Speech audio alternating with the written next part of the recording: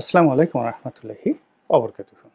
সম্মানিত দর্শক, সাবেক প্রধানমন্ত্রী শেখ হাসিনা এবং বর্তমান তত্ত্বাবধায়ক সরকার নয় অন্তর্বর্তীকালীন সরকারের প্রধান উপদেষ্টা ডক্টর মোহাম্মদ ইউনূস, এই দুজনের যদি একটা তুলনামূলক নির্মোহ আলোচনা করা হয়, এদের মধ্যে কি মিল রয়েছে কি অমিল রয়েছে, সেই বিষয়টি কেমন হয়? এর কারণ হলো, যে কোনোভাবেই হোক না কেন আমরা শেখ হাসিনাকে বাদ দিতে পারছি না। তাকে বিচার করব, তাকে ধরে আনব, তারপর তার দলকে নিষিদ্ধ করব, তার দলের নাম বাংলাদেশে কেউ উচ্চারণ করতে পারবে না। এই কথাগুলো বাস্তবায়ন করার জন্য আগে তো এই দলটি সম্পর্কে এবং শেখ হাসিনা সম্পর্কে আপনার জানতে হবে।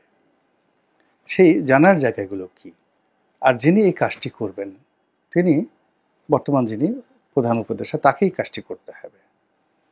তো সেক্ষেত্রে ডক্টর মোহাম্মদ ইউনূসকেও জানতে হবে আমাদেরকে যে আসলে উনি পারবেন কিনা। এখন আপনি দুজনকে দুটো যাকে বলা হয় মানুষের মধ্যে একটা লড়াই হচ্ছে, তো সেই লড়াইয়ের পূর্বে আপনি আশা করছেন যে অমুকে জিতবে অমুকে জিতবে, স্বপ্ন দেখছেন, কিন্তু সেই স্বপ্ন দেখার চেয়ে যদি আপনি যারা লড়াই করছেন তাদের বৈশিষ্ট্যগুলো আপনি তুলনা করেন, তাহলে আপনি বুঝতে পারবেন যে আগামী লড়াইতে কারা জিতবে। তো এখন লড়াই চলছে পর্দার আড়ালে, তারপরে পর্দার সামনে পেছনে সব দিকে।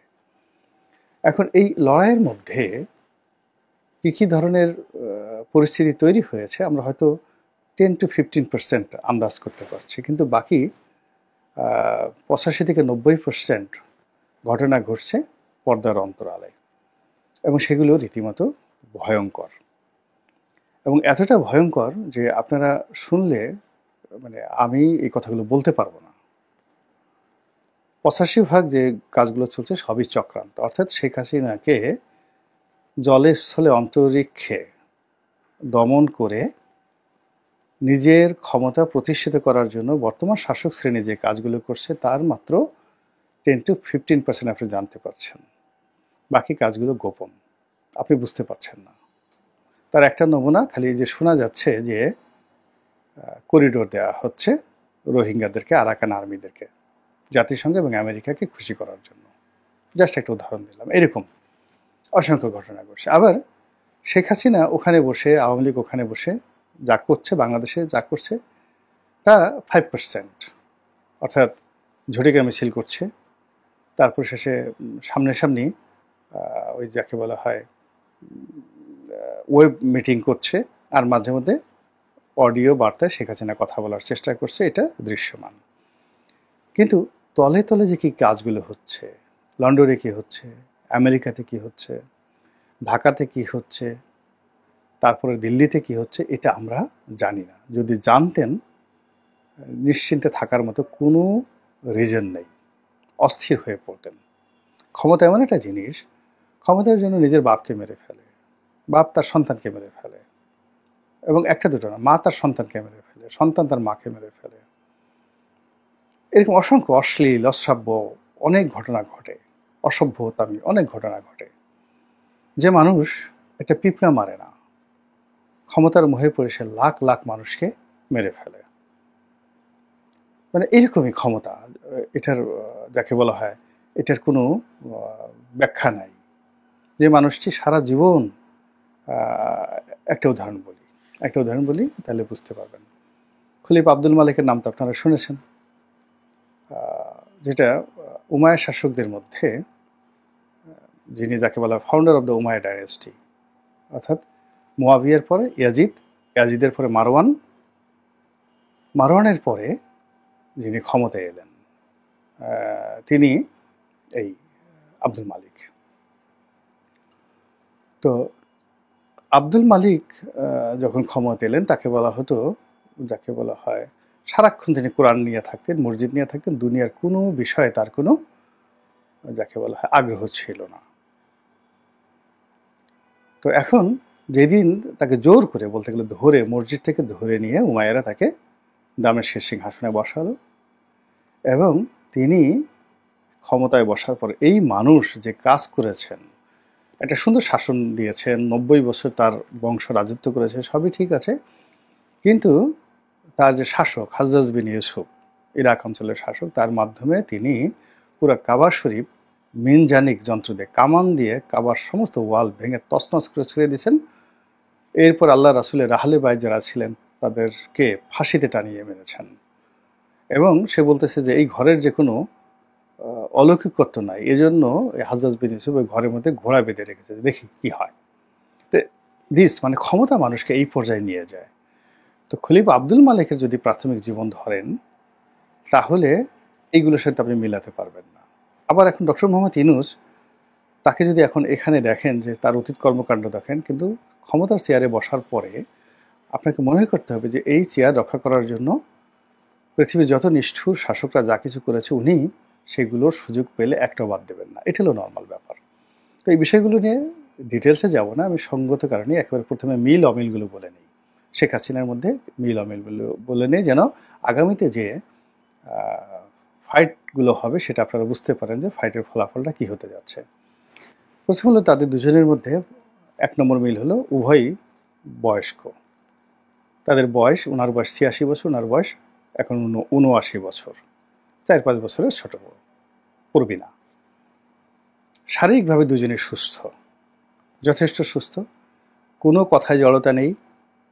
তারপরে শেষে তারা দিদে আসছে, মানে যা ইচ্ছে তাই বলে যেতে পারেন।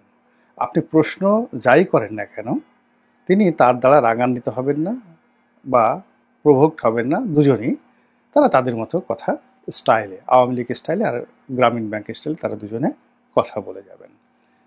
3 নম্বর হলো যে তারা দুজনই ভ্রমণ পিপাসু, প্রচুর ভ্রমণ করেন। তারপরে তারা হলো, এখন আর নম্বর না দিয়ে বলে যায়, তারপরে তারা হলো যে তারা পাত্রমিত্র লোকজন নিয়ে ঘুরতে পছন্দ করেন, আপনজনদেরকে তারা পছন্দ করেন, আত্মীয় স্বজন, বন্ধু বান্ধব। এমনকি যদি কেউ কোনো কালে, আগে যেমন দেখা গেল তার ঘোড়ার রক্ষক ছিল, তো এরকম লোককেও তারা মন্ত্রী বানাতে কার্পণ্য করেন না। বাসার পিয়নকে যদি তারা কোনো মন্ত্রীর উপরে বসাতে মানে আগ্রহ প্রকাশ করেন, সেক্ষেত্রে দেখা যাচ্ছে যে এখানে আপনি তাদের এর মধ্যে অমিল পাবেন না। জাস্ট একটা উদাহরণ দিলাম। তারা উভয়ই প্রচার পছন্দ করেন, প্রশংসা পছন্দ করেন। এরপরে বিদেশে গিয়ে পত্রপত্রিকার সাক্ষাৎকার দিতে পছন্দ করেন এবং যা মুখে আসে তাই সেখানে তারা বলে আসেন এবং এক একটা বক্তব্য বলে আসেন, এবং সেটা হইচই পড়ে যায়। শেখ হাসিনার জমানাতেও পড়েছে, এখনও পড়ে যাচ্ছে দেশে এবং দেশের বাইরে। তারপর তাদের যে জিনিসটি রয়েছে সেটি হলো তাদের একটা ম্যাগনেটিক পাওয়ার রয়েছে মানুষকে আকর্ষণ করার। দুজনেরই একটা কমিউনিটি তারা পাগল বানিয়ে ফেলেছে। যেমন ডক্টর মোহাম্মদ ইউনূস এবং গ্রামীণ ব্যাংকের যারা লোকজন, প্রথম থেকে একটা বিরাট গ্রুপ, তারা ইউনূস সাহেবকে দেবতা মনে করেন। আওয়ামী লীগের যারা লোকজন রয়েছেন তারা ওনাকে সাক্ষাৎ দেবী মনে করেন। তো নিজ নিজ কমিউনিটির মধ্যে তারা উভয় যথেষ্ট পরিচিত। শিক্ষা দীক্ষায় ডক্টর মোহাম্মদ ইউনূস একজন যেহেতু ডক্টর পিএইচডি হোল্ডার, তো সেক্ষেত্রে শেখ হাসিনারও অন্তত 100টি ডক্টরের ডিগ্রি আছে, পিএইচডি ডিগ্রি আছে। শেখ হাসিনা এমএ পাস, উনিও এমএ পাস, উনিও ডক্টরেট, উনিও ডক্টরেট। কিন্তু ওনার যেটা আছে অর্থনীতি, ব্যবসা বাণিজ্যের ব্যাপারে প্র্যাকটিক্যাল এক্সপিরিয়েন্স আছে। আর শেখ হাসিনার প্র্যাকটিক্যাল এক্সপিরিয়েন্স নেই, কিন্তু তারও কিন্তু ব্যবসা বাণিজ্যের যথেষ্ট অভিজ্ঞতা আছে এবং সংসার চালানো। ওয়াজেদ মিয়া সাহেব তো অন্যরকম ছিলেন, ম্যানেজমেন্ট করা, এবং তিনি তলে তলে যে সকল প্রতিষ্ঠানগুলো করে গেছেন, যে সকল ফাউন্ডেশনগুলো করে গেছেন, সেইগুলোর যে ভিত্তি, ফাইন্যান্সিয়াল স্ট্যাবিলিটি, কর্মকাণ্ড, এগুলো ডক্টর মোহাম্মদ ইউনূসের যে গ্রামীণ ব্যাংক, গ্রামীণ ফোন, এগুলোর চেয়ে কোনো অংশে ছোট নয়, বরং আরও ভালো, আরও বড়। এবং তিনি যে ট্রাস্টগুলো করে গেছেন, শেখ হাসিনা যে ট্রাস্টগুলো করে গেছে, সেই ট্রাস্টগুলো ডক্টর ইউনূসের যে ট্রাস্টগুলো, সেখানে যে বিতর্কগুলো হতে পারে, তিনি সেই বিতর্কের ঊর্ধ্বে আরও কৌশলে সেই ট্রাস্টগুলো তিনি করে গেছেন। ফলে 32 নম্বর ভাঙা হয়েছে, সুধা সদন ভাঙা হয়েছে, কিন্তু আনাচে কানাচে অন্ততপক্ষে 4 থেকে 5 লাখ লোক এখন পর্যন্ত শেখ হাসিনার ট্রাস্টের মাধ্যমে বেনিফিটেড, সব জায়গাতে চলে গেছে। এরপর শেখ হাসিনা যে গুচ্ছ গ্রামগুলো করেছেন, মানে রাজনীতির বাইরে তিনি একটা কমিউনিটি তৈরি হয়ে গেছেন গরিব মানুষের জন্য। সেই গুচ্ছ গ্রামে যারা বসবাস করে, তিনি লক্ষ লক্ষ ঘর দিয়েছেন। মানে গুচ্ছগ্রাম একটা একটা জায়গাতে গুচ্ছগ্রাম করেছেন, ওখানে একটা কমিউনিটি আছে। এখানে মরে গেলেও শেখ হাসিনার কথা সবাই বলবে, এরা খালেদা জিয়ার কথা বলবে না, কেউ বলবে না, সব আওয়ামী লীগ করে। এখন বাংলাদেশে প্রান্তিক লেভেলে যে দেখেন কত হাজার গুচ্ছগ্রাম আছে, আর কত হাজার গুচ্ছগ্রামে কত লাখ লোক বসবাস করে। এর বাইরে তিনি ঘর দিয়েছেন, বিভিন্ন মানুষকে আলাদা আলাদা ঘর দিয়েছেন, এটা লাখ লাখ লোককে ঘর দিয়েছেন। এখন যে পরিবার একটা ঘর পেয়েছে তাকে আপনি মারলেও সে শেখ হাসিনার বাইরে যাবে না। এরপরে প্রধানমন্ত্রীর ত্রাণ তহবিলকে তিনি ব্যবহার করেছেন অসাধারণভাবে। তিনি এই ত্রাণ তহবিলকে ব্যবহার করে 2 হাতে টাকা নিয়েছেন ব্যবসায়ীদের কাছ থেকে, এবং ত্রাণ তহবিলের ট্রানজাকশন দেখলে আপনার মাথা খারাপ হয়ে যাবে। আবার 2 হাতে সেই মানে ব্যয় করেছেন। মন্ত্রীরা এমপিরা যে যেভাবে যাকে রিকমেন্ড করেছে। এখন গ্রামের একটা লোক ধরেন আমার কাছে আসছে, আমি সাবেক এমপি, তা বলে স্যার আপনি লিখে দিলেই হয়ে যাবে। তা আমি বললাম যে ব্যায়াম আসছে যখন বলছি লিখে দিই, আমি বিএনপিতে তখন লিখে দিলাম, সুপারিশ করা গেল গোলাম মোল্লা রনি। হাসতে হাসতে এসে বললো যে স্যার আমি তো 1 লাখ টাকা পেয়ে গেছি প্রধানমন্ত্রীর ত্রাণ তহবিল থেকে।